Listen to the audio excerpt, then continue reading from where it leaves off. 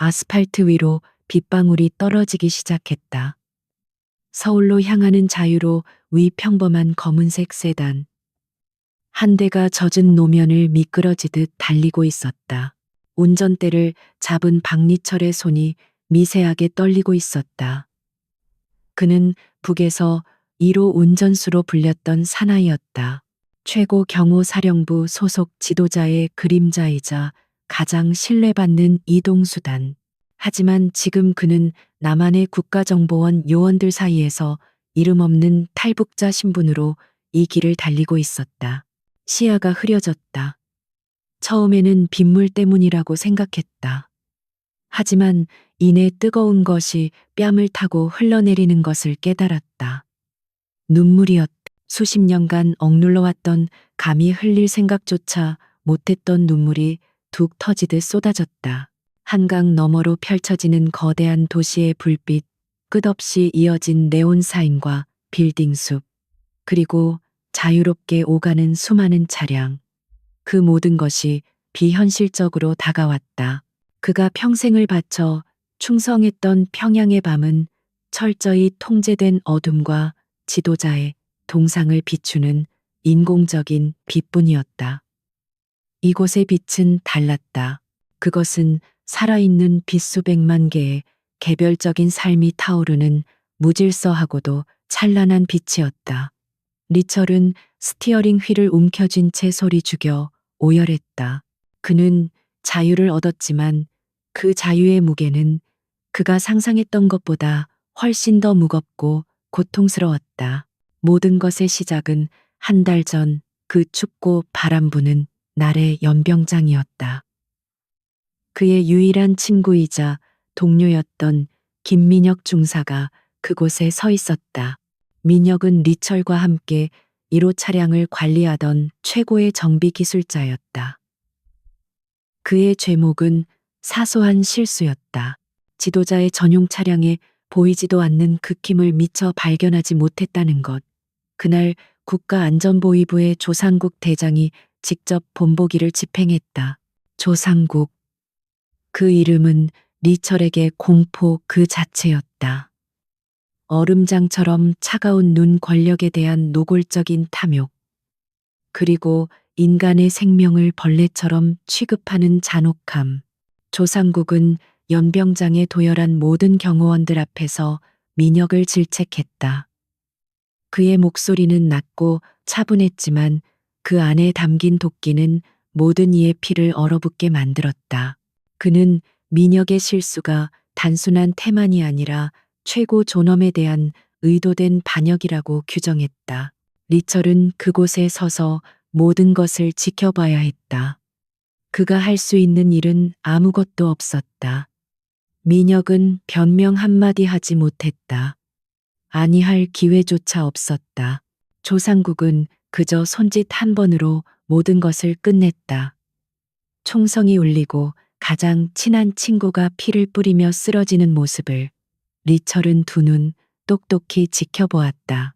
그 순간 리철의 내면에서 무언가가 영원히 부서져 내렸다. 충성심이 있던 자리에 차가운 증오와 견딜 수 없는 환멸이 자리 잡았다. 그날 밤 리철은 결심했다. 그는 더 이상 이 지옥에서 기계의 부품으로 살아갈 수 없었다. 그는 조상국의 운전수로도 가끔 차출되곤 했다. 그 덕분에 조상국의 비밀스러운 움직임과 그가 관리하는 불법 자금줄에 대해 어렴풋이 알게 되었다. 그는 단순한 탈출이 아니라 조상국을 무너뜨릴 수 있는 무언가를 가지고 떠나야 한다고 다짐했다. 그것이 죽은 친구 민혁을 위한 유일한 복수였다. 몇 주에 걸친 치밀한 준비 끝에 그는 비무장지대를 넘는 대신 가장 위험하지만 가장 확실한 길을 택했다. 해외 순방단에 포함되어 제3국으로 나간 뒤 그곳에서 한국 대사관으로 망명한 것이다. 그의 신분은 즉각 확인되었고 NIS는 특급 자산을 확보했다는 사실에 흥분했다. 그리고 지금 그는 대한민국 서울의 한복판에 와 있었다. 세단은 복잡한 도심을 빠져나와 남산 기슭에 위치한 한적한 안가로 접어들었다. 삼엄한 경비를 뚫고 차가 멈추자 옆자리에 앉아있던 침묵하던 NIS 요원이 입을 열었다. 도착했습니다. 여기서부터는 저희의 안내에 따라주셔야 합니다. 리철은 눈물을 닦고 차에서 내렸다. 수십 년간 훈련받은 경호원의 냉철함이 본능적으로 돌아왔다. 그는 주변을 빠르게 훑었다. 완벽한 방어태세 보이지 않는 곳에 수많은 눈이 있음을 직감했다. 그를 맞이한 것은 차가운 형광등 불빛과 소독약 냄새가 밴 복도 그리고 한 여성이었다. 박리철 씨 맞습니까? 저는 한지수 수사관입니다. 당신의 신문을 담당하게 될 겁니다. 그녀는 30대 중반으로 보였고 날카로운 눈매와 어떤 감정도 읽을 수 없는 무표정한 얼굴을 하고 있었다. 그녀의 목소리는 낮고 건조했다. 리철은 그녀가 보통 내기가 아님을 즉시 알아차렸다. 저 눈빛은 평양에서 권력의 핵심부에 있던 자들에게서나 볼 수 있던 종류의 것이었다. 신문실은 창문 하나 없는 답답한 방이었다. 테이블 하나와 의자 2개가 전부였다. 리철은 의자에 앉았고 한지수는 그의 맞은편에 앉았다. 긴 여정이었을 겁니다. 하지만 우린 시간이 많지 않아요. 당신이 가져온 것, 그리고 당신이 아는 모든 것을 말해야 합니다. 한지수의 목소리에는 일말의 동정심도 없었다. 그녀에게 리철은 보호해야 할 난민이 아니라 분석해야 할 정보 덩어리일 뿐이었다. 리철은 마른 입술을 축였다. 무엇이 궁금합니까? 그는 의도적으로 북한 억양을 강하게 사용했다. 모든 것. 김정은의 건강 상태, 최근 동양 권력 구도 그리고 당신이 왜 목숨을 걸고 이곳에 왔는지 그 진짜 이유. 한지수는 진짜라는 단어에 힘을 주었다. 그녀는 리철이 단순한 환멸감 때문에 탈북했다고 믿지 않았다.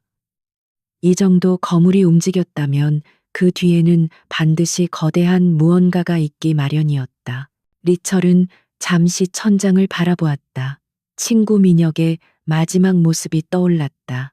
조상국, 그자를 아십니까? 리철이 낮은 목소리로 물었다. 한지수의 눈썹이 미세하게 꿈틀했다. 국가안전보위부의 실세, 모를 리가 없죠. 그녀는 리철이 조상국을 언급한 의도를 파악하려 했었다. 그자는 악마입니다. 자신의 권력을 위해서라면 무슨 짓이든 하는 놈이죠. 내 친구가 그놈 손에 죽었습니다. 리철은 민혁의 죽음에 대해 덤덤하게 이야기했다. 하지만 그의 주먹은 테이블 아래에서 하얗게 질릴 정도로 세게 쥐어져 있었다. 한지수는 그의 반응을 놓치지 않았다. 복수심, 그것은 강력한 동기였다. 하지만 그것만으로는 부족했다. 그래서 복수를 위해 여기까지 왔다는 겁니까? 조상국에 대한 정보가 당신의 망명 선물이군요. 그녀의 목소리에는 경멸감이 살짝 묻어났다. 리철은 고개를 저었다. 그것뿐만이 아닙니다. 조상국은 당신들이 생각하는 것보다 훨씬 더 위험한 놈입니다. 그는 북한 전체를 좀먹는 암 덩어리요. 리철은 일부러 핵심을 비켜가며 말했다. 지금 당장 모든 것을 털어놓을 수는 없었다. 이곳 역시 완전히 믿을 수 있는지는 알 수 없었다. 그는 이곳 나만의 시스템을 시험해봐야 했다. 그리고 한지수라는 여자를 시험해봐야 했다. 한지수는 리철의 의도를 간파했다. 좋아요, 박리철 씨. 우린 천천히 가도록 하죠. 하지만 명심해요. 당신의 안전은 당신이 우리에게 얼마나 유용한지에 달려 있어요. 당신이 무언가를 숨기고 있다면 우린 그걸 찾아낼 겁니다. 어떤 방식으로든. 그녀는 자리에서 일어났다. 오늘은 이만 쉬도록 하세요. 내일부터 본격적인 신문이 시작될 겁니다. 요원이 그를 안가 내의 작은 방으로 안내했다. 창문은 있었지만 특수 방탄 유리로 되어 있었고 밖으로는 높은 담벼락만 보였다. 침대와 작은 책상, 그리고 화장실이 전부였다. 문이 잠기는 소리가 차갑게 울렸다. 리철은 침대에 걸터 앉았다. 극도의 피로감이 몰려왔지만 잠을 이룰 수는 없었다. 그는 눈을 감았다. 어둠 속에서 자유로의 네온 사인과 연병장의 붉은 피가 교차했다. 그는 수십 년간 지도자의 차를 몰았다. 완벽한 속도, 완벽한 경로단 한 번의 실수도 용납되지 않는 삶이었다. 그는 항상 통제 속에 있었다. 하지만 지금 그는 처음으로 자신의 의지로 운전대를 꺾어 이곳에 왔다. 그리고 그 대가로 그는 모든 것을 잃었다. 가족 지위, 그리고 친구. 리철은 주머니에서 작은 금속 조각을 꺼냈다. 김민혁이 죽기 며칠 전 그에게 주었던 라이터였다. 평범한 라이터처럼 보였지만 민혁이 직접 개조한 것이었다. 혹시 모르니 가지고 있게. 민혁은 그렇게 말했었다. 그땐 그 말의 의미를 몰랐다. 리철은 라이터를 꽉 쥐었다. 차가운 금속의 감촉이 그의 분노를 다시금 일깨웠다. 그는 아직 모든 것을 잃은 것이 아니었다. 그에게는 복수라는 목적이 남아 있었다. 리철은 천천히 숨을 내쉬었다. 이곳은 적진의 한복판일 수도 혹은 새로운 시작일 수도 있었다. 한 가지 확실한 것은 조상국 역시 그가 빈손으로 오지 않았다는 것을 알고 있을 것이라는 점이다. 평양의 그림자는 분명 서울까지 쫓아올 것이다. 그는 잠들 수 없었다. 1호 운전수의 감각이 온몸의 신경을 곤두세우고 있었다. 그는 어둠 속에서 조용히 다가올 위협을 기다리기 시작했다.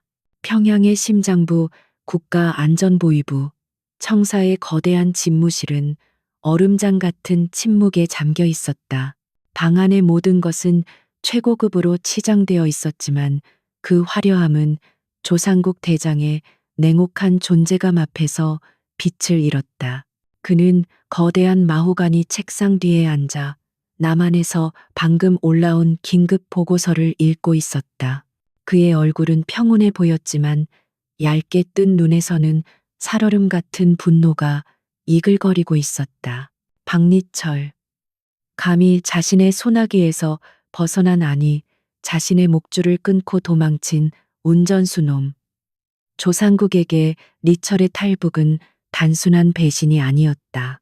그것은 그의 완벽한 통제 시스템에 대한 정면 도전이자 그의 권력에 대한 치명적인 모욕이었다. 더군다나 리철은 빈손으로 가지 않았다.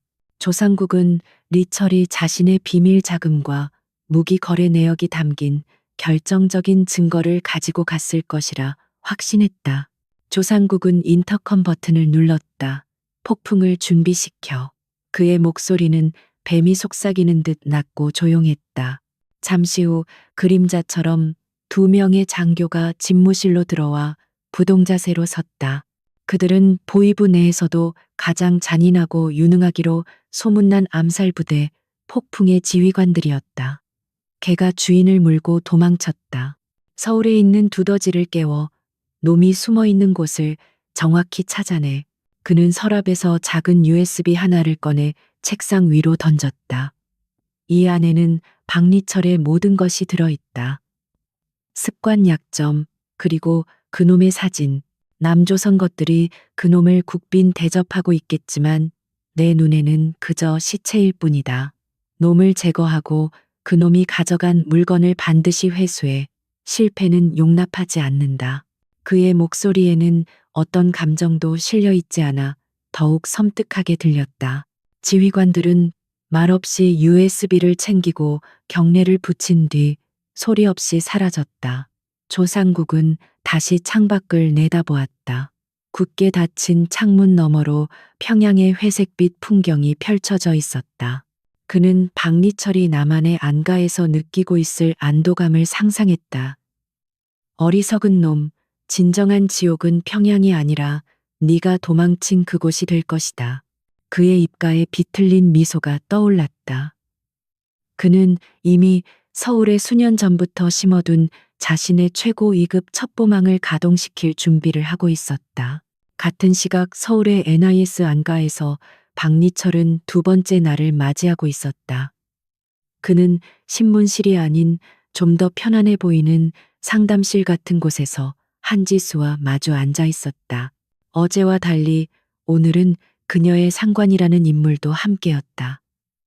박리철 씨, 나는 이곳의 책임을 맡고 있는 박진우 국장이요. 50대 중반의 남자는 넉넉한 풍채와 서글서글해 보이는 인상이었지만 리철은 그 눈빛에서 관료주의적인 오만함을 읽었다. 어젯밤은 잘 잤습니까? 필요한 건 없었고 박 국장의 목소리는 상냥했지만 리철은 그저 고개를 끄덕였다. 그는 지난밤 한숨도 자지 못했다. 방 안의 모든 것을 분해하고 재조립할 기세로 분석했다. 창문의 강도, 벽의 두께, 문 잠금 장치의 구조, 그리고 그가 발견한 아주 작은 이상 징후들. 궁금한 것이 있습니다.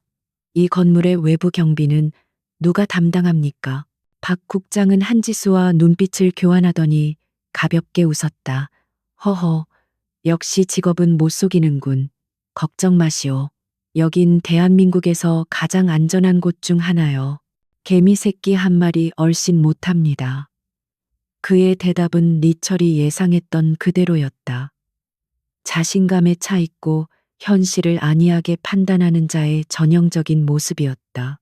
어제 오후 3시 15분, 그리고 오늘 오전 9시 40분, 똑같은 청소 용역 트럭이 이 앞을 지나갔습니다. 박 국장의 미소가 살짝 굳어졌다. 그게 뭐 어떻다는 거요? 청소 트럭이야. 정해진 시간에 다니는 법이지. 리철은 고개를 저었다. 어제는 클린 서울이라는 로고가, 오늘은 해피 클린이라는 로고가 붙어 있었어. 하지만 차량 번호판은 82수 1447로 동일했습니다. 게다가 운전자는 어제와 다른 인물이었고, 그는 방 안의 TV를 턱짓으로 가리켰다. 그리고 오늘 아침 7시 정각 뉴스 시간이 시작될 때 화면이 0.5초간 지지직거렸습니다. 위성 신호 문제라고 하기엔 너무 짧고 정확했소.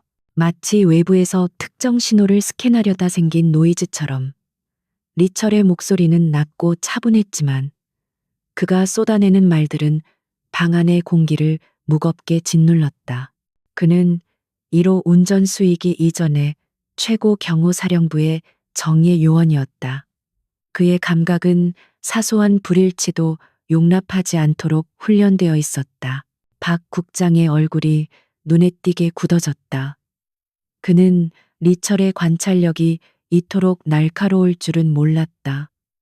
하지만 그는 자신의 권위가 도전받는 것을 참을 수 없었다. 박리철 씨, 당신의 예민함은 알겠지만 여긴 평양이 아니오. 그런 식으로 모든 것을 의심하면 여기서 생활하기 힘들어. 그건 아마도. 그는 적절한 단어를 찾으려는 듯 잠시 뜸을 들였다. 탈북자들이 흔히 겪는 외상 후 스트레스 일종의 편집증일 수 있어. 편집증. 그 단어가 리철의 귀에 날카롭게 밝혔다. 그는 조소했다. 내가 본 것을 말했을 뿐이요. 저들이 나를 쫓고 있다는 것도 편집증입니까? 조상국이 어떤 인간인지 당신들은 절반도 모르고 있어. 그는 박 국장을 똑바로 바라보았다. 그놈은 자신이 모욕당했다고 생각하면 지구 끝까지라도 암살자를 보낼 놈이요. 당신들의 이 안전한 안가는 이미 발각되었을지도 모른다는 말이요. 박 국장은 불쾌감을 노골적으로 드러내며 자리에서 일어났다. 당신의 정보는 고맙게 받겠소. 하지만 보안 문제는 우리 전문가들에게 맡기시오. 당신은 그저 우리가 묻는 말에나 성실히 답해주면 됩니다. 그는 한지수를 향해 눈짓했다. 한 수사관 계속 진행해. 그는 리철에게 더 이상 반박할 기회를 주지 않고 방을 나가버렸다. 문이 닫히고 다시 두 사람만 남았다. 한지수는 말없이 리철을 바라보았다. 그녀는 박 국장처럼 리철의 말을 무시하지 않았다. 그녀 역시 아침에 그 미세한 신호 교란을 인지하고 있었지만 대수롭지 않게 넘겼던 참이었다. 하지만 리철이 지적한 청소 트럭 건은 심각하게 들렸다. 그녀는 리철이 편집증 환자가 아니라 지독하게 훈련받은 전문가라는 것을 깨닫고 있었다. 당신 말이 사실이라면 우린 둘 다 위험한 상황일 수도 있겠군요. 리철은 한지수의 반응이 의외라는 듯 그녀를 바라보았다. 당신은 내 말을 믿소. 한지수는 펜을 돌리며 대답했다. 난 아무도 믿지 않아요. 하지만 모든 가능성을 검토하죠. 당신이 말한 차량 번호 지금 즉시 조회해보라고 지시하겠습니다.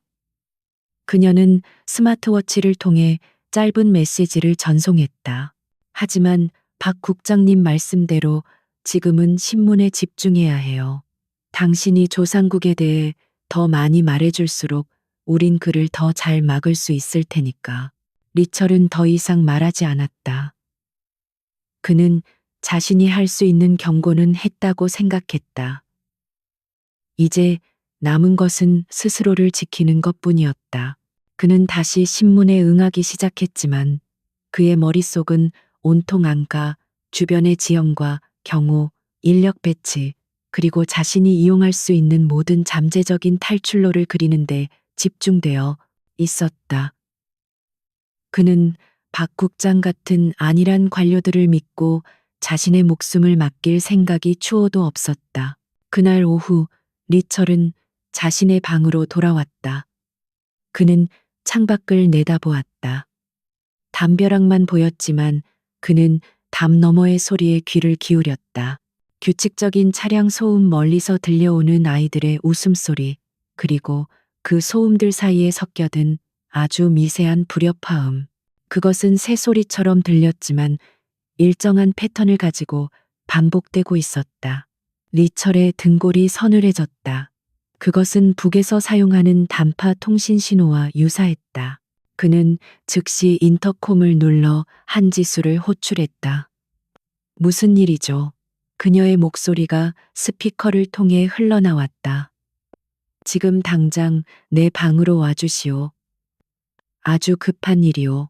잠시 후 한지수가 경계하는 표정으로 방에 들어섰다. 리철은 그녀에게 창가로 오라고 손짓했다. 들어보시오, 저 소리. 한지수는 귀를 기울였지만 고개를 저었다.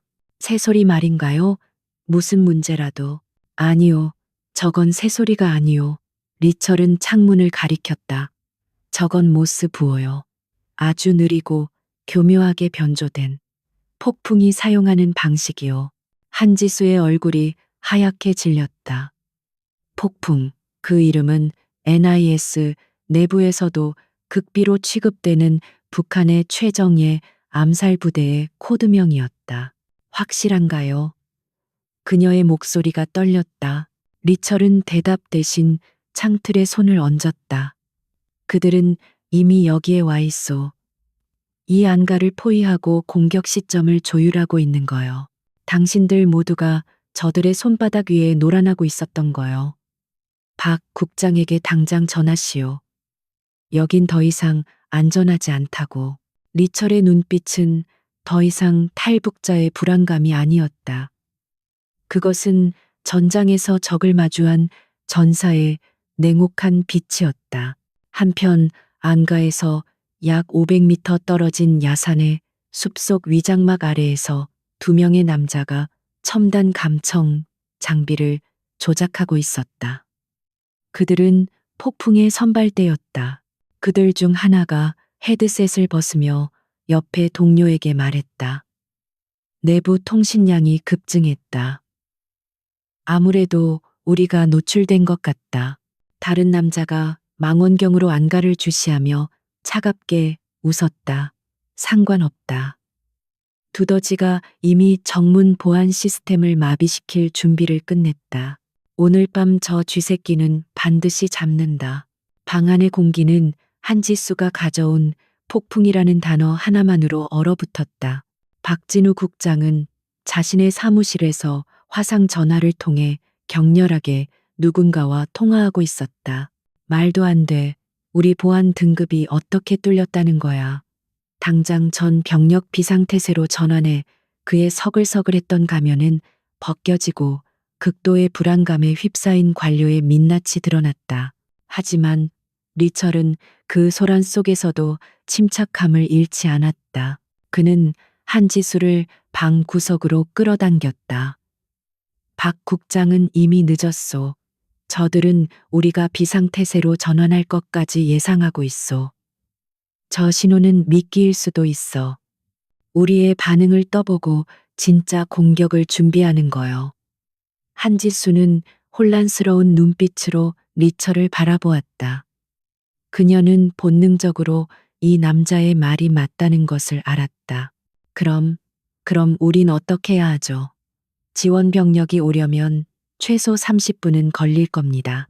리철의 인내심이 바닥나고 있었다. 그는 이 무능한 조직의 손에 자신의 목숨을 맡길 수 없었다. 당신 나를 믿소. 그가 한지수의 눈을 똑바로 응시하며 물었다. 한지수는 망설였다. 그는 적국의 최정예 요원이었고 자신은 그를 신문하는 수사관이었다. 하지만 지금 이 순간 이 안가에서 유일하게 침착한 사람은 박리철뿐이었다. 당신 말을 무시할 수 없군요. 좋소. 리철은 결심했다. 이대로 앉아서 죽음을 기다릴 수는 없었다. 그는 부분적인 진실을 꺼내 이 여자를 자신의 편으로 만들어야 했다. 내가 이곳에 온 진짜 이유 말해준 적 없지. 나는 단순한 복수심이나 자유에 대한 동경 때문에 온 게 아니오. 그는 목소리를 낮췄다. 방 안에 설치된 도청 장치를 의식한 행동이었다. 그는 주머니에서 김민혁이 주었던 낡은 라이터를 꺼냈다. 이게 뭔지 아시오? 한지수는 고개를 저었다. 리철은 라이터의 밑부분을 능숙하게 조작했다. 딸깍 소리와 함께 작은 마이크로 SD 카드가 튀어나왔다. 한지수의 눈이 커졌다. 이 안에 조상국의 모든 것이 들어있어. 그녀의 호흡이 가빠지는 것이 느껴졌다. 조상국의 해외 비자금 계좌 내역, 그놈이 불법으로 미사일 부품을 사들이는 밀거래망 전체 도표, 그리고 남조선 내부에 심어둔 고위급 간첩 명단까지. 리철의 목소리는 얼음장처럼 차가웠다. 이것은 단순한 정보가 아니었다. 그것은 북한 정권의 핵심부를 뒤흔들고 동시에 남한 정부에도 거대한 파장을 일으킬 수 있는 핵폭탄급 비밀이었다. 한지수는 마른 침을 삼켰다. 그녀는 이제야 박리철이라는 인물의 진정한 가치를 깨달았다. 그는 걸어다니는 정보자산이 아니었다.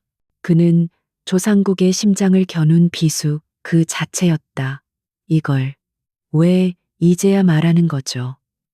그녀의 목소리에는 원망과 경외감이 뒤섞여 있었다. 당신들을 믿을 수 없었으니까.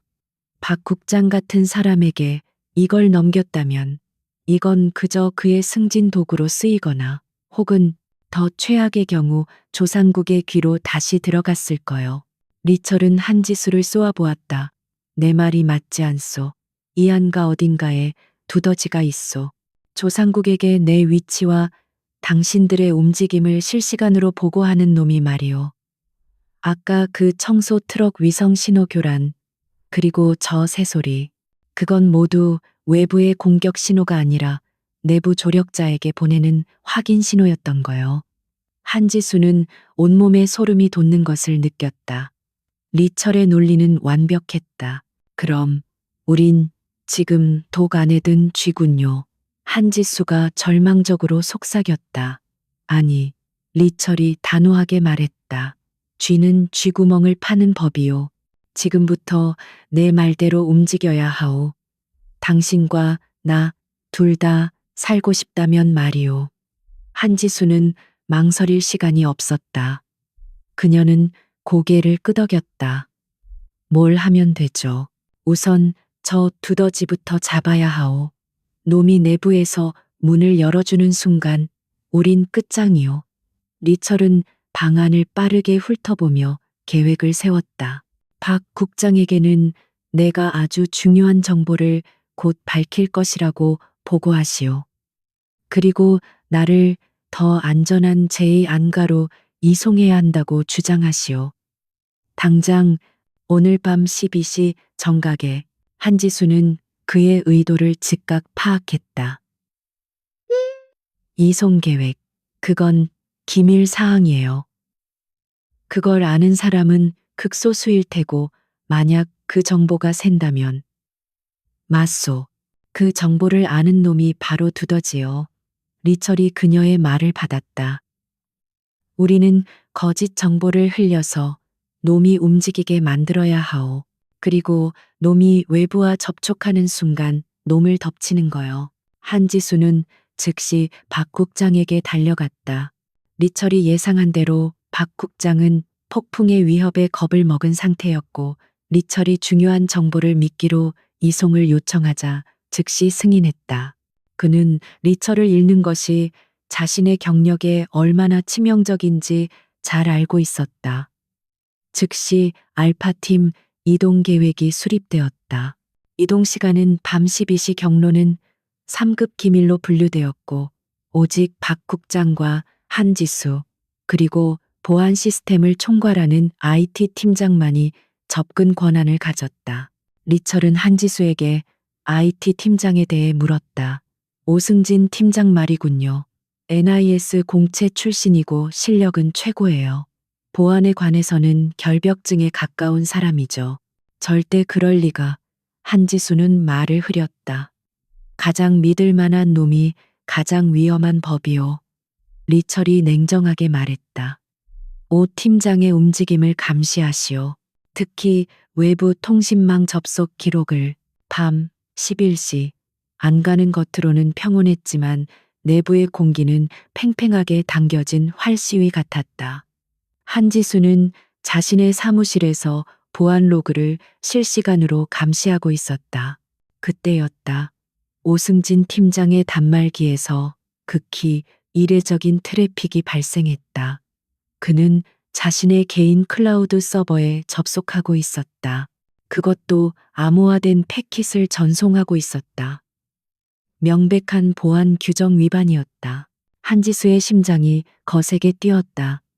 그녀는 즉시 리철에게 내부 메신저로 신호를 보냈다. 월척.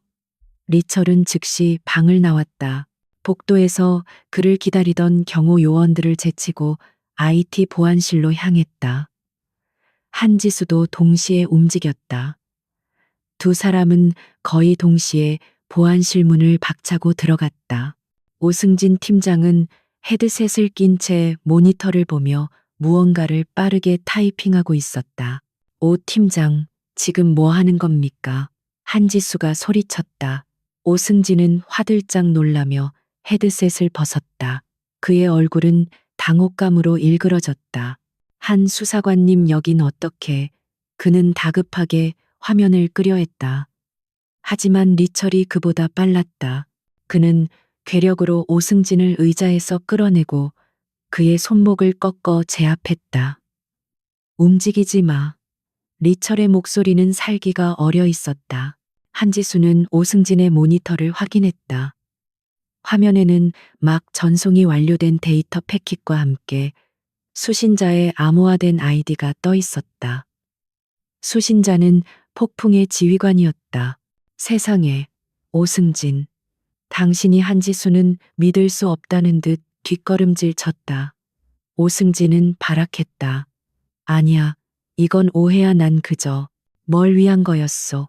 리철이 그의 팔을 더욱 강하게 비틀며 물었다. 돈 아니면. 이념. 오승진은 고통에 찬 신음을 흘리며 무너졌다. 돈이었어.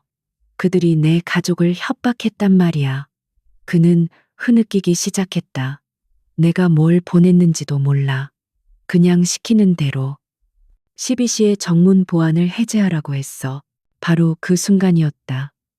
안가 전체의 전등이 일순간에 깜박이더니 비상경보음이 요란하게 울리기 시작했다. 정문이 뚫렸습니다. 인터컴에서 경비 요원의 다급한 비명이 터져 나왔다. 오승진이 보낸 정보는 미끼였던 리철의 이동 계획이 아니었다. 그것은 안가의 방화벽을 무력화시키는 마지막 코드였다. 젠장 리철은 오승진을 바닥에 내동댕이 치고 한지수의 팔을 잡아 끌었다. 놈들이 계획을 바꿨다. 두더지를 잡는 게 아니라 그냥 우리 모두를 죽이러 온 거야. 복도 밖에서 총성이 울리기 시작했다. 이미 늦었다. 조상국의 암살자들이 폭풍이 안가 내부로 진입하고 있었다. 요란한 비상벨 소리와 복도를 찢는 총성이 하나의 끔찍한 교향곡처럼 울려 퍼졌다. 박리철은 IT 보안실 바닥에 주저앉은 오승진을 거들떠보지도 않고 한지수의 팔을 잡아챘다. 일어나시오. 복도는 아비규환이었다. 비상등이 깜박이며 피처럼 붉은 빛을 토해냈고 공기는 화약 냄새와 비명소리로 가득 찼다. 몇 초 전까지 대한민국에서 가장 안전하다고 믿었던 이 안가는 완벽한 사륙의 현장으로 변해 있었다. 검은색 전술 장비를 착용한 괴한들이 유령처럼 복도를 휩쓸고 다녔다. 그들은 NIS 요원들이 아니었다. 그들은 폭풍이었다.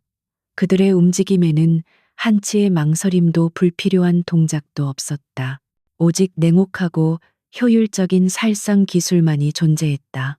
리철은 한지수를 두꺼운 콘크리트 기둥 뒤로 밀어 넣었다. 바로 그때 복도 반대편에서 쓰러진 NIS 요원의 홀스터에서 권총 한 자루를 낚아챘다. 차가운 금속의 감촉이 손에 익숙하게 감겼다. 수십 년간 잊고 지냈다고 생각했던 아니 잊으려 했었던 1호 운전수의 본능이 아니었다. 이것은 최고 경호사령부 정예 요원의 피에 밴 감각이었다. 그의 눈빛이 변했다. 남한에 와서 처음으로 울음을 터뜨렸던 유약한 탈북자의 모습은 온데간데 없었다. 얼음장처럼 차갑고 적의 움직임을 꿰뚫어 보는 맹수의 눈빛만이 남아 있었다. 그는 탄창을 확인하고 슬라이드를 당겨 약실을 확인했다. 모든 동작이 물 흐르듯 자연스럽고 신속했다. 한지수는 이 모든 광경을 숨죽여 지켜보았다. 그녀는 공격당했다는 사실보다 바로 옆에 있는 박리철이라는 남자의 변신에 더 큰 충격을 받았다. 그는 더 이상 신문 대상이나 보호해야 할 탈북자가 아니었다. 그는 이 지옥 같은 전장 한복판에서 유일하게 침착한 어쩌면 가장 위험한 존재였다. 리철은 그녀에게 소리쳤다. 한 수사관 정신 차리시오. 당신 무기나 챙겨. 그의 호통은 한지수를 현실로 되돌려 놓았다. 그녀는 떨리는 손으로 허리춤에 권총을 뽑아들었다. 그녀 역시 NIS의 정식 요원이었지만 이런 실전은 처음이었다.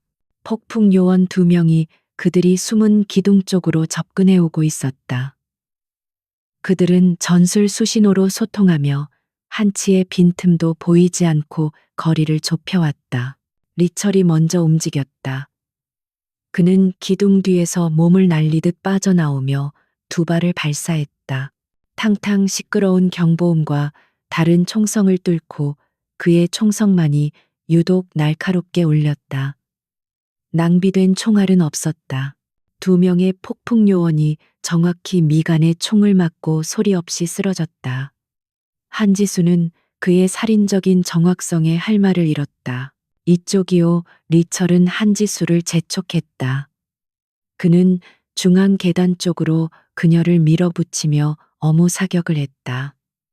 놈들의 목표는 나요. 하지만 그 과정에서 당신들 모두를 증거인멸로 처리할 거요. 이 건물은 이미 완전히 장악당했소. 그의 판단은 냉철하고 빨랐다. 주 출입구와 비상구 쪽에서는 이미 격렬한 총격전 소리가 들려왔다. NIS 요원들은 감시와 정보 분석에는 뛰어났지만 이런 군사적 기습에는 속수무책이었다. 그들의 저항은 산발적이었고 공포에 차 있었다. 반면 폭풍은 마치 잘 짜인 각본처럼 움직였다. 그들은 NIS의 방어 체계를 비웃기라도 하듯 주요 지점을 하나씩 점령해 나가고 있었다. 이대로는 중앙계단으로 가봤자 포위당합니다. 한지수가 절박하게 외쳤다. 그녀의 말이 맞았다. 이미 계단 위층에서도 전투와 발소리가 들려오고 있었다. 그들은 완벽하게 갇혔다. 리철은 빠르게 주변을 훑었다. 그의 시선이 복도 구석 눈에 잘 띄지 않는 작은 철제문에 꽂혔다. 설비 점검실. 그는 이 안가에 도착한 첫날 건물의 모든 구조를 머릿속에 입력했다. 저 문은 이 건물의 가장 오래된 부분과 연결되어 있었다. 저쪽이요. 리철은 한지수를 이끌고 설비실 문으로 향했다. 문은 자물쇠로 잠겨 있었지만 리철에게는 문제될 것이 없었다. 그는 잠금 장치에 총구를 대고 망설임 없이 두 발을 발사했다. 굉음과 함께 자물쇠가 박살났다. 그가 문을 걷어차자 퀴퀴한 곰팡이 냄새와 함께 어두운 통로가 입을 벌렸다. 들어가시오. 빨리. 리철은 한지수를 어둠 속으로 밀어 넣었다. 그리고 복도를 향해 남은 총알을 모두 쏟아부어 적의 접근을 저지했다. 폭풍 요원들의 총알이 문틀을 스치며 불꽃을 튀겼다. 리철은 마지막으로 통로 안으로 몸을 굴렸고 한지수가 비명을 지르며 철문을 닫았다. 완벽한 어둠이 그들을 감쌌다. 통로 내부는 한 사람이 겨우 지나갈 수 있을 정도로 비좁았다. 한지수가 권총에 부착된 소형 전술 플래시를 켰다. 약한 불빛이 먼지 쌓인 파이프와 거미줄로 뒤덮인 벽을 비췄다. 밖에서의 총성이 둔탁하게 울리며 멀어졌다. 여긴 어디죠?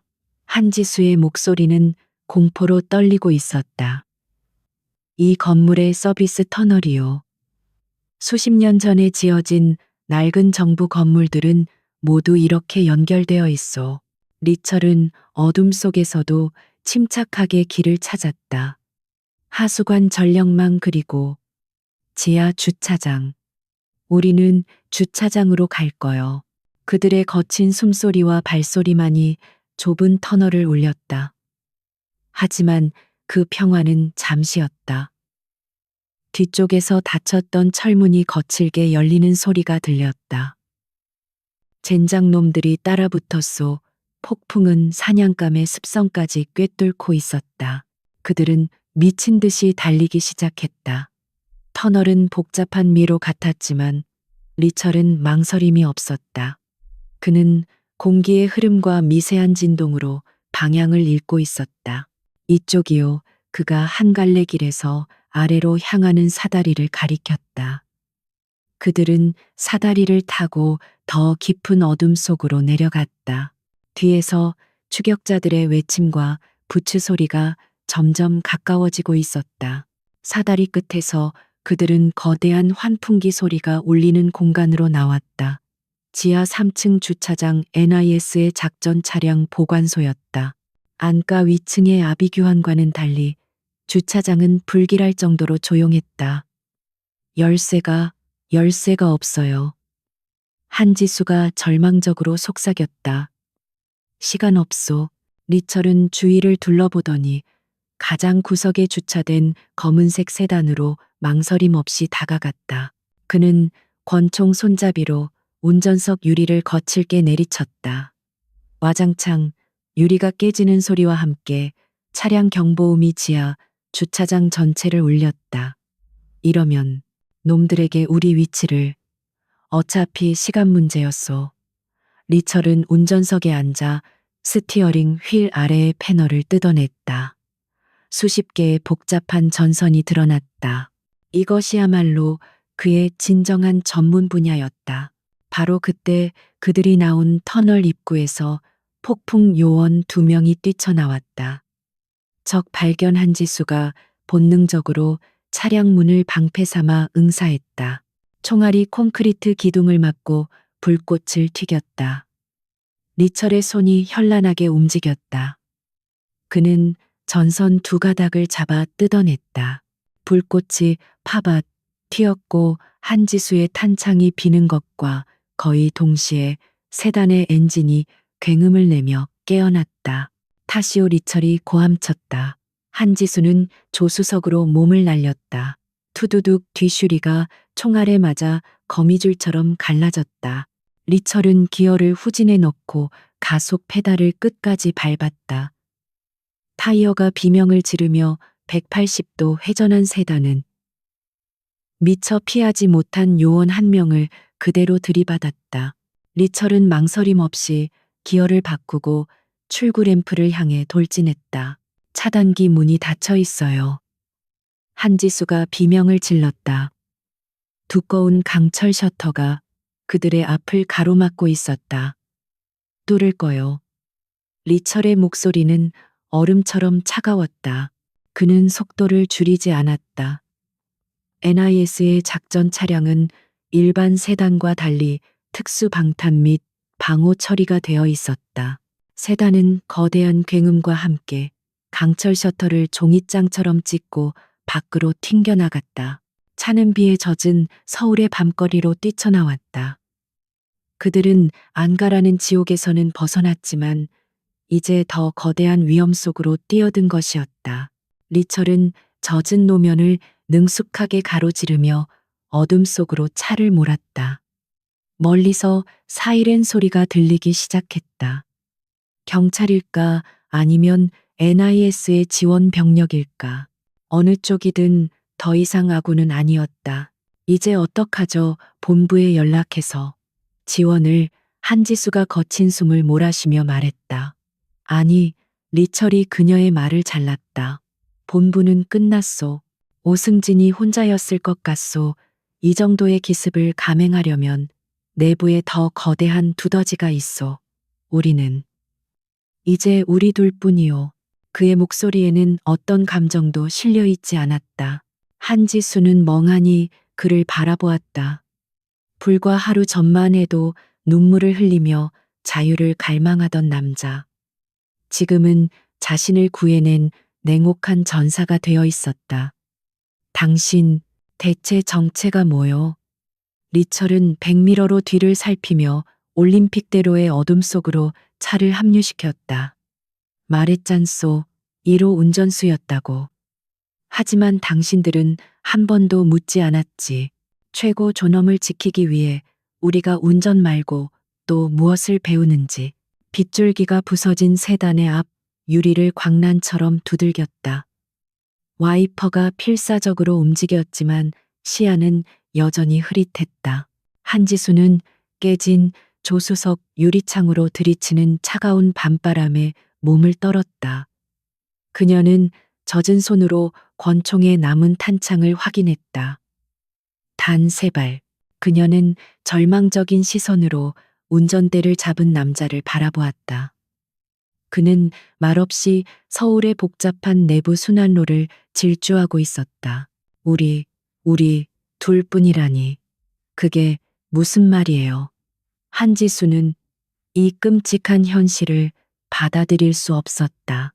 그녀는 NIS 소속이었고 국가는 강력한 정보기관을 가지고 있었다. 하지만 박리철은 백미러로 뒤따르는 차량이 없는지 확인하며 냉정하게 대답했다. 안가에서 살아남은 요원이 몇이나 될 것 같소. 폭풍은 증거를 남기지 않소. 그들은 지금쯤 박 국장을 포함한 모두를 제거하고 화재로 위장하고 있을 거요. 그의 말은 잔인했지만 논리적이었다. 그리고 살아남은 우리가 본부에 연락하면 어떻게 될까? 오승진처럼 또 다른 두더지가 우리 위치를 친절하게 알려주겠지. 아니면 우리가 한지수 수사관을 납치한 배신자로 몰려 사살당할 수도 있어. NIS는 내부 배신자의 존재보다 북한 공작원에게 농락당한 시나리오를 더 선호할 테니까. 한지수는 입술을 깨물었다. 그의 말이 맞았다. 안가가 기습당한 이 시점에 유일한 생존자인 자신과 최고 등급 탈북자가 함께 탈주한 상황. 그림은 누가 봐도 명백했다. 그녀는 졸지의 조국과 동료, 그리고 북한의 암살자들 모두에게 쫓기는 신세가 되었다. 그럼 우린 이제 어떡하죠? 그 라이터, 그 안에 있던 USB는요? 그녀는 마지막 희망처럼 물었다. 리철은 가속 페달을 밟으며 한강 다리를 건넜다. 그는 잠시 침묵했다. 내가 한지수 수사관을 믿어도 되겠소? 그의 질문은 차갑고 날카로웠다. 한지수는 망설임 없이 대답했다. 당신 말고는 믿을 사람이 없다는 거 방금 깨달았으니까. 그녀의 목소리는 분노와 체념으로 떨리고 있었다. 그녀는 이제 정보 분석관이 아니라 생존자가 되어야 했다. 리철은 고개를 끄덕였다. 그는 안가에서 라이터 속에 마이크로 SD 카드를 꺼냈던 순간을 떠올렸다. 그것은 한지수를 시험하기 위한 마지막 카드였다. 그 라이터에 있던 건 가짜요. 한지수의 눈이 믿을 수 없다는 듯 커졌다. 뭐라고요? 그녀는 속았다는 생각에 분노가 치밀었다. 그럼 진짜는 어디에 있는 거죠? 리철은 어둠 속에서 희미하게 빛나는 내비게이션을 껐다. 이제부터는 오직 그의 기억에 의지해 움직여야 했다. 조상국은 내가 그 정도 허술한 놈인 줄 알았겠지. 그래서 폭풍을 보낸 거요. 그놈들은 내 시체와 함께 가짜 USB를 회수해서 돌아갈 생각이었을 거요. 그는 차를 도심 외곽의 어두운 공업지대로 몰았다. 진짜 데이터는 내가 탈북하기 직전 마지막으로 운전했던 차에 숨겨뒀소. 한지수는 그의 말을 이해하려 애썼다. 당신이 마지막으로 운전했던 차, 그게 지금 어디 있는데요? 리철의 입가에 쓴웃음이 어렸다. 평양에서 내가 직접 고장을 일으켰지. 엔진 제어 장치에 아주 미세한 결함을 만들었소. 그 차는 외교 사절단 차량이었고 제3국에서 운행 불능 상태가 됐지. 그리고 그 차는 외교 절차에 따라 지금 서울로 이송되어 있소. 한지수의 머릿속이 빠르게 회전했다. 설마 지금 정부의 외교 차량 압류 보관소를 말하는 거예요. 리철이 고개를 끄덕였다. 맞소. 북측 외교관들은 차를 되찾으려 애썼겠지만 엔진 결함의 원인을 찾지 못해 결국 포기했지. 지금쯤 그 차는 서울 근교의 정부 특별 보관소에 먼지를 뒤집어 쓴 채 서 있을 거요. 세상에서 가장 안전한 금고지. 그녀는 할 말을 잃었다. 이것은 상상을 초월하는 대담한 계획이었다.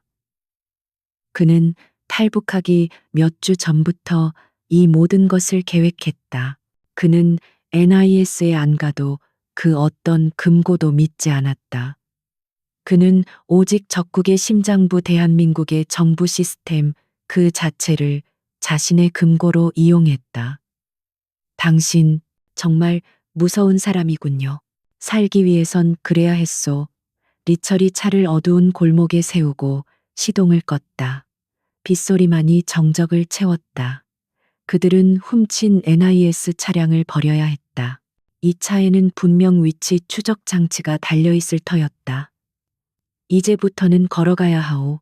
보관소는 여기서 멀지 않소. 그는 차에서 내리기 전 부서진 조수석 글로브 박스에서 응급 처치 키트와 예비 탄창 2개를 더 찾아냈다.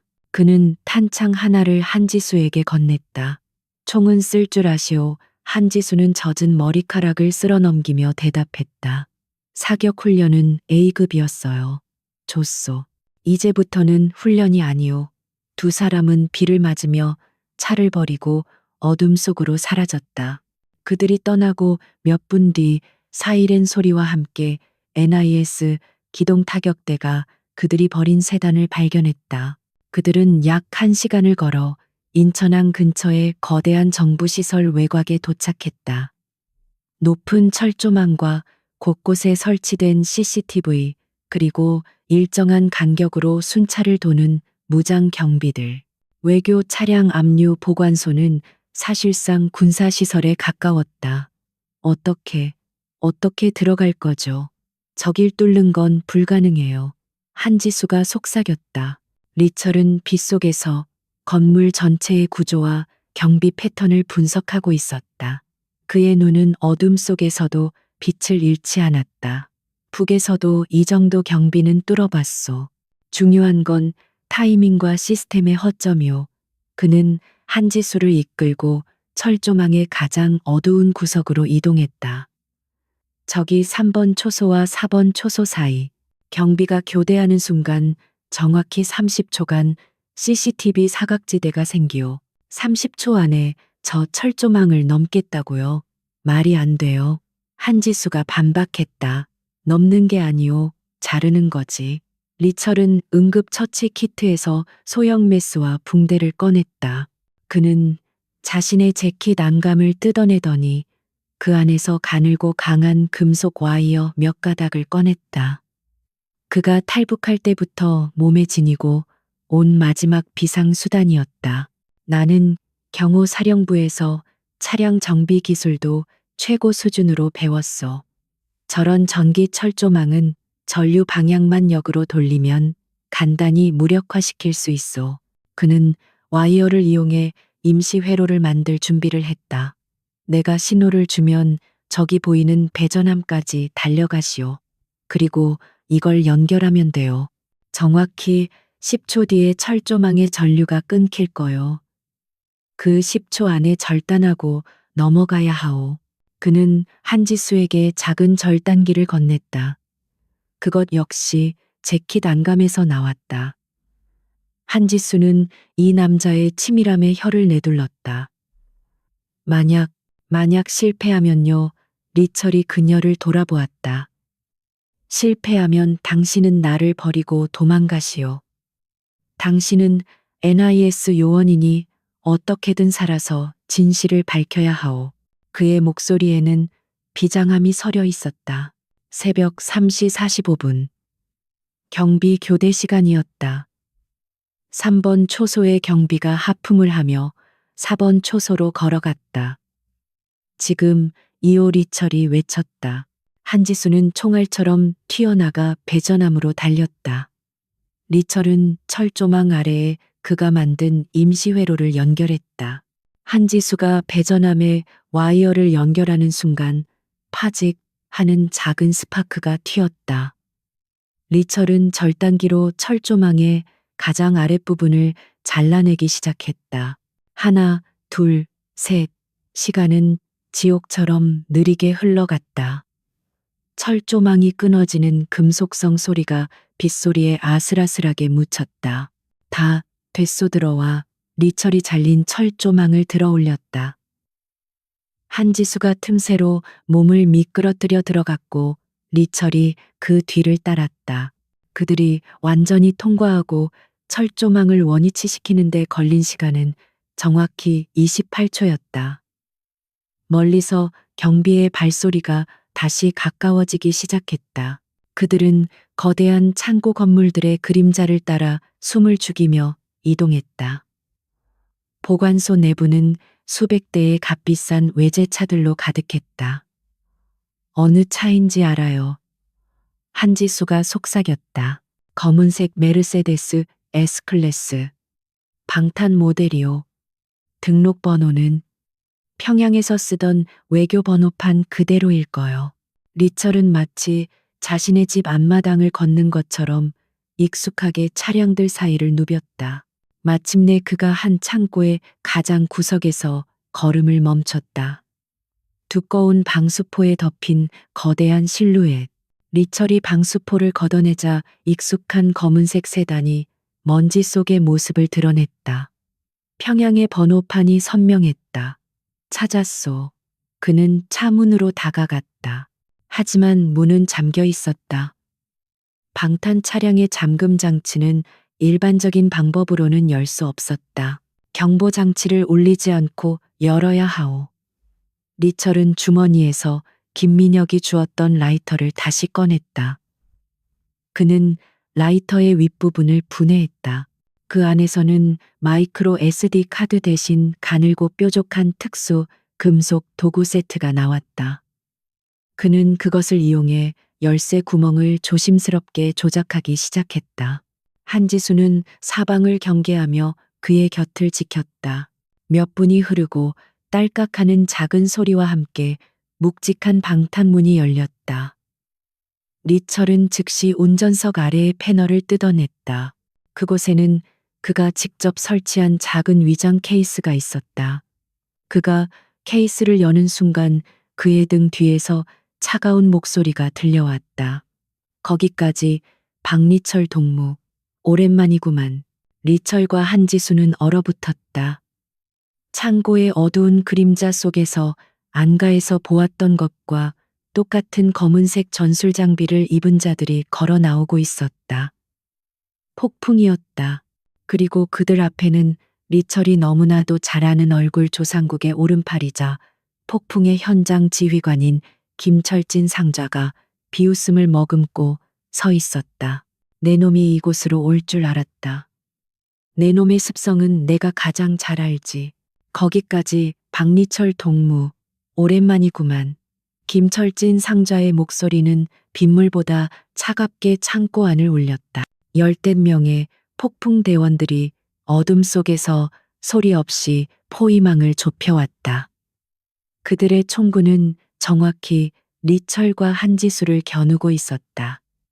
한지수는 숨이 멎는 것을 느꼈다. 사방이 막힌 완벽한 함정이었다. 하지만 박리철은 얼어붙지 않았다. 그의 손은 여전히 운전석 패널 안에 있었다. 그는 천천히 고개를 돌려 김철진을 바라보았다.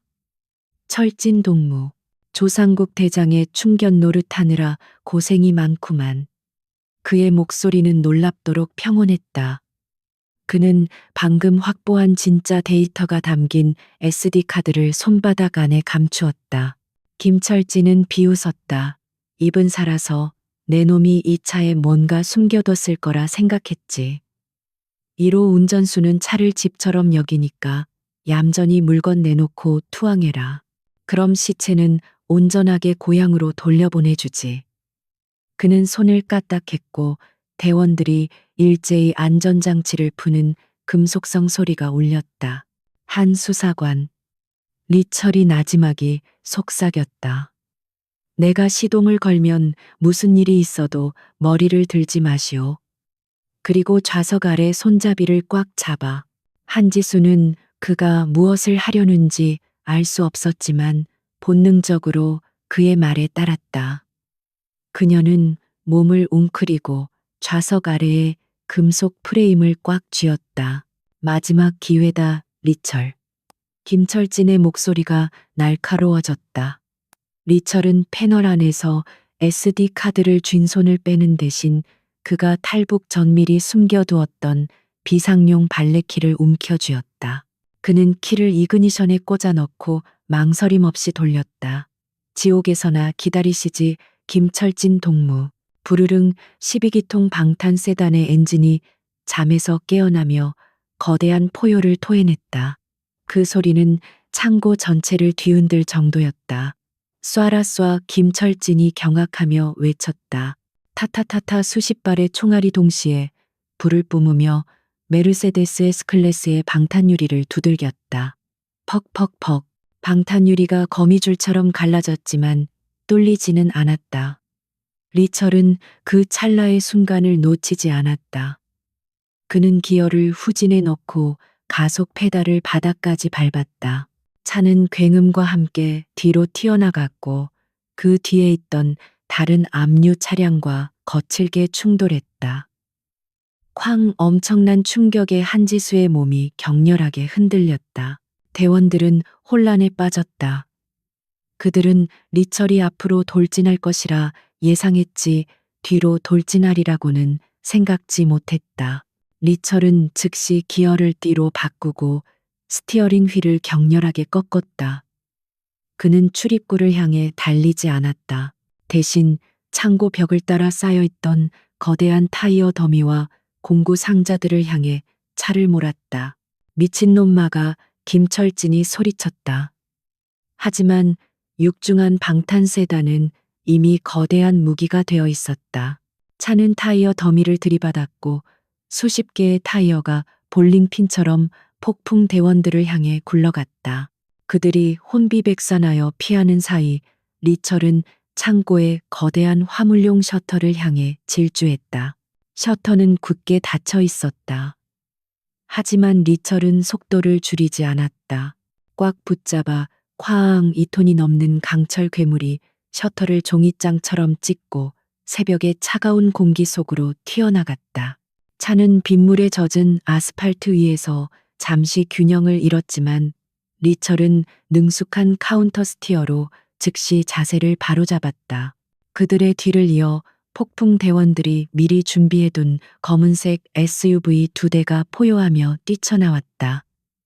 그것들은 조상국의 비자금으로 구입한 불법 개조 차량들이었다. 김철진이 조수석에 올라타며 무전기에 고함쳤다. 놈을 인천대교로 몰아 다리 위에서 끝장을 본다. 추격전이 시작되었다. 인천항 외곽의 텅 빈 산업도로 새벽을 가르는 세대의 검은 짐승들. SUV들은 압도적인 출력으로 방탄 세단의 뒤를 바짝 쫓았다. 타타타 SUV의 창문이 열리고 자동 소총이 불을 뿜기 시작했다. 총알이 세단의 뒷유리를 계속해서 때렸다. 이미 거미줄처럼 금이 간 유리가 조금씩 부서져 내리기 시작했다. 그들이 유리를 뚫고 있어요. 한지수가 비명을 질렀다. 저 다리까지만 버티면 돼요. 리철의 목소리는 흔들림이 없었다.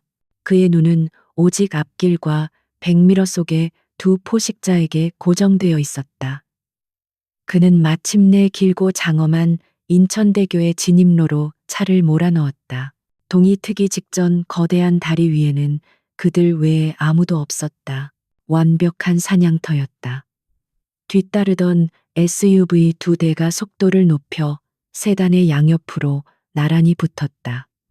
그들은 리철을 가운데에 가두고 샌드위치처럼 압박하려 했다. PIT 기동이었다. 김철진이 탄 리더 SUV, 일가 세단의 왼쪽 뒤 팬더를 치기 위해 접근했다. 리철의 입가에 차가운 미소가 걸렸다. 김철진은 리철을 그저 운전 실력 좋은 운전병 정도로 생각했다. 하지만 그는 몰랐다. 박리철은 단순한 운전수가 아니었다. 그는 차량의 물리적 한계를 꿰뚫고 상대의 심리를 이용해 차를 모는 전술 드라이버였다. SUV 1이 팬더를 치려는 순간 리철은 가속 페달에서 발을 떼는 대신 브레이크를 아주 살짝, 그러나 예리하게 밟았다. 차의 무게 중심이 순간적으로 앞으로 쏠렸다. SUV 1은 예상했던 팬더 대신 세단의 뒷바퀴를 그대로 들이받았다. 쾅 리철은 그 충격 에너지를 역이용했다. 그는 스티어링 휠을 충격 방향으로 격렬하게 꺾었다가 즉시 반대로 돌렸다. 세단은 미끄러지는 대신 마치 피겨 스케이터처럼 우아하게 반바퀴를 돌며 SUV 1의 앞을 가로막았다. 뭐야 SUV 1의 운전자는 당황했다. 리철은 그대로 후진 기어를 넣고 가속 페달을 밟았다. 세단의 뒷부분이 SUV 1의 운전석 문을 강력하게 들이받았다. 콰지직 SUV 1은 중심을 잃고 빗길에 미끄러지며 다리 난간을 들이받고 멈춰섰다. 한 대가 무력화되었다. 망할 자식 김철진은 동료의 차가 순식간에 제압당하는 것을 보고 이성을 잃었다. 그가 탄 SUV 2가 맹렬하게 돌진해 왔다. 조수석의 대원이 자동 소총을 난사했다. 투두두둑. 마침내 세단의 뒷유리가 완전히 박살났다. 총알 몇 발이 실내를 스치고 지나갔다. 수결이철이 외치며 차를 지그재그로 몰았다. 김철진의 SUV가 다시 옆으로 따라붙었다. 이번에는 문을 직접 들이받을 기세였다. 리철은 전방을 주시했다. 저 멀리 다리 위의 도로 보수 공사로 인해 세워둔 주황색 플라스틱 차단벽들이 보였다. 김철진 역시 그것을 보았다. 그는 리철을 그 차단벽 쪽으로 몰아붙여 충돌하게 만들 심산이었다. 이제 끝이다. 박리철, 김철진이 차를 세단의 옆구리로 밀어붙였다. 세단은 속절없이 차단벽을 향해 밀려났다. 한지수는 눈을 감았다. 충돌은 피할 수 없어 보였다. 하지만 리철은 바로 그 순간을 기다리고 있었다. 그는 속도를 줄이는 대신 오히려 가속 페달을 끝까지 밟았다. 차가 차단벽과 충돌하기 직전 리철은 스티어링 휠을 왼쪽으로 끝까지 꺾는 동시에 핸드브레이크를 격렬하게 잡아당겼다. 끼익. 세단은 180도 역방향 회전, 이른바 J턴을 젖은 노면 위에서 완벽하게 구사했다. 차는 차단벽을 아슬아슬하게 스치며 반대 방향으로 돌아서는데 성공했다. 이 모든 것이 1초 만에 일어났다. 김철진은 리철이 정면으로 충돌할 것이라 확신했기에 그의 SUV는 이미 최고 속도로 달리고 있었다. 그는 리철의 차가 눈앞에서 사라지고 거대한 차단벽이 자신을 가로막는 것을 보았다. 피해 그가 절규했지만 너무 늦었다. SUV의 운전자가 공포에 질려 스티어링 휠을 격렬하게 꺾었다. 하지만 빗길 위에 무거운 SUV는 통제력을 잃었다. 끼익. 타이어가 비명을 질렀다. SUV는 중앙 분리대를 들이받았고 그 충격으로 차체가 공중으로 떴다. 거대한 쇳덩어리가 공중에서 2바퀴 3바퀴를 구른 뒤 지붕부터 아스팔트 위로 처박혔다. 쾅! 거대한 충돌음과 함께 모든 것이 고요해졌다. 박리철의 세단은 100m쯤 떨어진 곳에 멈춰 섰다. 엔진 소리만이 유일한 소음이었다. 그는 백미러를 통해 처참하게 뒤집힌 SUV를 바라보았다. 차에서는 검은 연기가 피어오르고 있었다. 잠시 후 찌그러진 문틈으로 피투성이가 된 김철진이 기어 나오는 것이 보였다. 리철의 손이 기어봉을 잡았다. 그의 눈에 살기가 번뜩였다. 민혁의 얼굴이 떠올랐다. 그는 차를 돌려 모든 것을 끝내고 싶은 충동에 휩싸였다. 그때 한지수가 그의 팔을 잡았다. 그녀의 손은 떨리고 있었지만 눈빛은 단호했다. 리철 씨, 가야 해요. 우린 이겼어요. 리철은 거친 숨을 몰아쉬었다. 그는 한지수의 손에 쥐어진 작은 SD카드를 보았다. 그의 임무는 복수가 아니었다. 조상국의 제국을 무너뜨릴 진실을 세상에 알리는 것이었다. 여기서 김철진을 죽이는 것은 아무것도 해결하지 못했다. 그는 천천히 기어봉을 뒤로 옮겼다. 아니, 그가 젖은 앞머리를 쓸어넘기며 말했다. 아직 시작도 안 했소. 리철은 가속 페달을 밟았다. 총알 자국으로 벌집이 된 세단은 다시 한번 새벽의 어둠을 뚫고 서울의 심장을 향해 달리기 시작했다. 저 멀리서 뒤늦게 출동하는 경찰차와 NIS 요원들의 사이렌 소리가 울려 퍼지고 있었다. 망가진 세단은 인천대교를 벗어나 서울의 복잡한 골목길로 접어들었다. 동이 트기 시작하며 회색빛 새벽이 도시를 감쌌다. 박리철은 피와 기름 그리고 빗물이 뒤섞인 스티어링 휠을 굳게 잡고 있었다. 그의 옆에서 한지수는 거친 숨을 몰아쉬며 손에 쥔 작은 SD카드를 마치 생명줄처럼 움켜쥐고 있었다. 그것은 두 나라의 운명을 바꿀 수 있는 시한폭탄이었다. 그들은 더 이상 NIS로 돌아갈 수 없었다. 본부 자체가 거대한 함정일 가능성이 높았다. 어디로 가야 하죠? 한지수가 물었다. 그녀의 목소리는 지쳐 있었지만 절망의 기색은 사라지고 없었다. 그녀는 이미 이 지옥 같은 밤을 함께 헤쳐나온 전사였다. 리철은 차를 한적한 주택가에 세웠다. 여기서부터는 당신의 세계요. 당신이 가장 믿을 수 있는, 그러나 NIS와는 무관한 사람이 누구요? 한지수는 잠시 망설였다. 그녀의 머릿속에 한 사람의 얼굴이 떠올랐다. 청와대. 아니, 지금은 용산 대통령실이죠. 민정수석실의 강민철 비서관. 제 대학 선배이자 NIS의 내부 감찰을 비공식적으로 돕고 있던 분이에요. 그는 박 국장의 라인이 아니에요. 리철은 고개를 끄덕였다. 그에게 연락하시오. 지금 당장.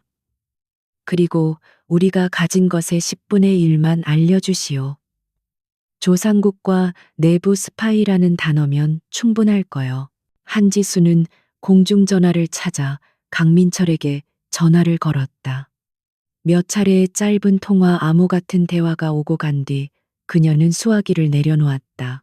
1시간 뒤 남산 국립극장에서 만나자고 합니다. 혼자 오라고 했어요. 리철이 그녀를 바라보았다. 혼자 가시오. 이건 이제 당신의 싸움이요. 하지만 한지수는 고개를 저었다. 아니요. 우린 같이 가요. 이 모든 것의 시작은 당신이었고 끝도 함께 봐야 해요. 1시간 뒤 두 사람은 국립극장 주차장에서 강민철 비서관을 만났다. 그는 사복 차림의 경호원 몇 명만을 대동한 채였다. 강 비서관은 피투성이가 된 한지수와 그보다 더 살벌한 기운을 내뿜는 리철을 보고 경악했다. 한지수는 긴 말하지 않고 SD 카드를 건넸다. 이 안에 모든 게 있습니다. 북한 보위부의 자금줄 그리고 우리 내부의 배신자들 명단까지. 그날 정오 대한민국은 발칵 뒤집혔다. 강민철이 가져간 데이터는 상상을 초월하는 것이었다. 대통령 직속의 특별수사팀이 즉시 꾸려졌고 NIS 본부는 사실상 마비 상태에 들어갔다. 박진우 국장을 비롯한 고위 간부 여럿이 국가내란 예비 음모 및 적국 동조 혐의로 긴급 체포되었다. 오승진은 이미 시신으로 발견되었지만 그가 남긴 로그는 리철의 데이터와 완벽하게 일치하며 거대한 내부 스파이망을 드러냈다. 인천대교에서 검거된 김철진과 폭풍, 생존 대원들은 결정적인 증거였다. 그들은 조상국의 직접 명령을 받았음을 자백했다. 안가 습격 사건의 진실은 탈북자의 납치극이 아니라 북한 최정예 부대의 대한민국 주권 침해 및 대량 학살 시도로 규정되었다. 한지수는 이 모든 과정의 중심에서 증언했고 그녀의 용기는 NIS를 내부에서부터 정화하는 불씨가 되었다. 파장은 평양에도 미쳤다. 남한 정부는 이례적으로 조상국의 불법 해외 자금 계좌, 내역과 미사일 부품 밀수 증거 일부를 국제사회에 공개했다. 이것은 조상국에게 공개적인 사형 선고나 다름없었다. 자신의 비밀 자금이 드러나고 최고 존엄의 신뢰를 받던 이로 운전수를 놓친 것도 모자라 폭풍까지 동원한 암살 작전이 처참하게 실패하고 부대원들마저 생포당한 사실.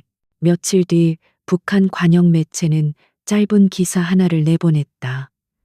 당과 혁명에 대한 반역을 꾀한 반당 반혁명 종파분자 조상국이 적발되어 법에 준엄한 심판을 받았다.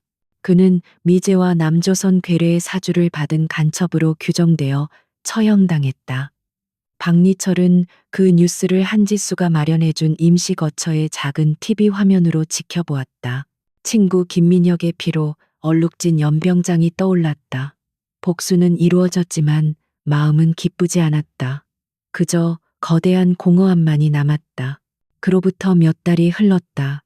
서울의 가을은 유난히 맑았다.